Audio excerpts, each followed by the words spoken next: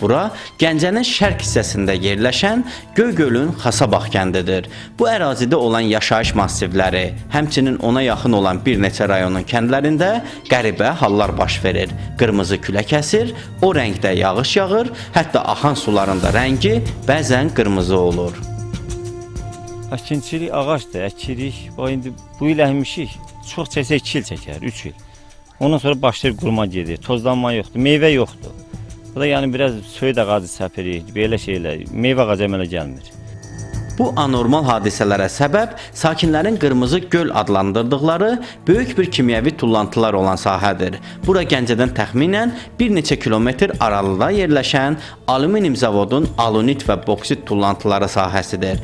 200 hektar sahədən çox ərazini əhatə edən bu yerdə nə az, nə çox, düz 20 milyon ton tullantı var. Artıq 50 ildir ki, bu sahə Gəncə və ətraf regionların ekoloji durumuna mənfi təsir göstərən ən əsas amillərdən biridir. Mütəmadi olaraq küləkli günlərdə və elələrdə ətrafa yayımlanılır.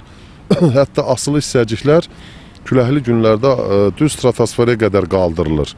Bu isə ozon təbəqəsinin dağılması və ətrafda böyük bir ərazidə əkinə yararlı torpaqların, su hövzələrinin çirklənməsinə şərait yaradır. Hazırda zavod cüzi fəaliyyət göstərdiyindən tullantıların küləklə havaya qalxmasına əngəl olmaq üçün üzərinin su ilə örtülməsi işi də aparılmır. Açıq havaya atılan bu tullantıların tərkibində kükürt anhidridi, qurğuşun, sink və sair bu kimi kimyəvi elementlər var. Onların təsir dairəsi nə az, nə çox, düz 50-60 kilometr radiusunda olan bir neçə şəhər və rayonu əhatə edir. Ekoloqların araşdırmalarına görə toksiki xassələrə malik olan bu tullantılar təxminən 40 min hektar əraziyə 300 min tona yaxın toz şəklində səpələnib.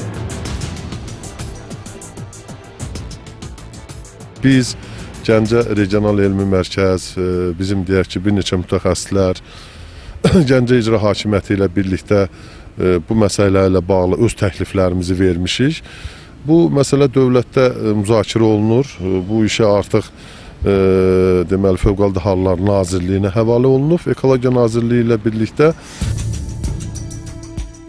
Müsahibin sözlərinə görə hazırda təkliflər araşdırılır.